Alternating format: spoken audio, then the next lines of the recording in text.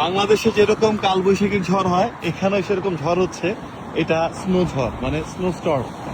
দেখা যাচ্ছে একদম পুরো, মানে কেউ হাঁটতে পারতেছে না। সাধারণত স্নো পড়লে হাঁটা যায়, দেখা যায়, কিন্তু এখন যে পরিমাণ স্নো পড়ছে চোখে এসে লাগতেছে।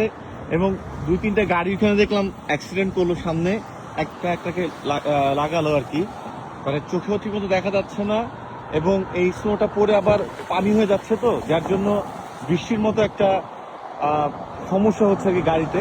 আর যারা যারা হাঁটতেছে তারাও হাঁটতে পারতেছে না। দেখেন কি পরিমাণে স্নো, পুরা বাতাসটা সবচেয়ে বেশি এখানে ঝামেলাটা ঘটাচ্ছে। এত বাতাস, এই বাতাসে পুরো স্নো ডানে বামে ছোটাছুটি করতেছে। এবং একদিক দিয়ে ভালো লাগতেছে, আমরা যারা মানে এই বাংলাদেশে থাকা মানুষ, তারা যখন এরকম জায়গায় আসে খুব ভালো লাগে। ওই যে গাড়িতে হর্ন দিচ্ছে, সাধারণত গাড়িতে গেলে হর্ন দেয় না, তো একজন একজনকে উল্টাপাল্টা ভাবে লাগাচ্ছে। যারা বাংলাদেশে থাকি আমরা, অথবা যারা এরকম স্নো পাই না, ট্রপিক্যাল কান্ট্রিতে থাকি, তারা কিন্তু এই জিনিসটাকে খুব এনজয় করে। অনেকে দেখলাম বারান্দায় বসে বসে এখন চা খাচ্ছে। যদি আজকের এই সময় বারান্দায় বেশিক্ষণ কতক্ষণ বসে থাকা যাবে, এটা একটা ব্যাপার। তো এই হচ্ছে ঝড়, হচ্ছে খুবই সুন্দর ঝড়, সবাই ভিডিও করতেছে।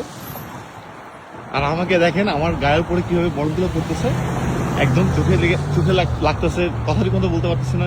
সবাই হাঁটতে পারছে না। দেখেন 2জন মানুষ আসছে সামনে, আমি দেখাই যে কেউ হাঁটতে পারতেছে না, তাকাতে পারছে না। এই যে ঠিক আছে, সবাই মাথা নিচু করে কিভাবে যাচ্ছে। এটা ইটস নট বিকজ এখানে সানলাইট বা পানি পড়তেছে, বৃষ্টি পানি পড়ছে, সেরকম কিছু না। এটা স্নোর জন্য গাড়ির উপরে কিভাবে স্নোগুলো বসে আছে, এই যে স্নোগুলো পড়তেছে। পিছনে একটা কালো ব্যাকগ্রাউন্ড থাকলে স্নোটা ভালো দেখা যায়। তো পুরো অবস্থা খারাপ, এত স্নো। আমি তো হাতে স্নো ধরার চেষ্টা করি, দেখি না, আপনাকে দেখাই যদি পরে 2-4টা পড়তেছে হাতে, কিন্তু বাট পরে পানি হয়ে যাচ্ছে। এনিওয়েজ, এই স্নোটা এই বছরে প্রথমেই পড়লো এরকম পরে। এই যে আমার পুরো জ্যাকেট স্নো পরে শেষ। এই স্নোটা পরে প্রতি বছরই পরে এরকম। আর একটা স্নো পরে এখন, যেই সাইজগুলো পড়তেছে বরফের, এগুলোর আরো বড় বড় একটা সাইজে আর একটা স্নোফল হয়।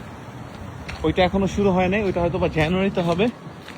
তবে বছরের শেষে 2025-এর শেষে সুন্দর একটা স্নোফল দিয়ে গেল আমাদেরকে, দেখতে খুবই ভালো লাগতেছে। প্রবলেম হচ্ছে গিয়ে যারা বাইরে কাজ করে তাদের জন্য খুব কষ্টকর হয়ে যাবে আজকে, প্রচুর ঠান্ডা, খুবই সুন্দর। তো যাই হোক, যারা কানাডাতে আসবেন অথবা এরকম শীত প্রধান দেশে আসবেন, তারা এরকম স্নো দেখতে পারবেন অফকোর্স। সো এটার একটা কষ্ট আছে এবং এটার একটা বিউটি আছে, যে যেভাবে দেখে। আমার কাছে তো খুবই ভালো লাগে অলওয়েজ স্নোফল, চমৎকার।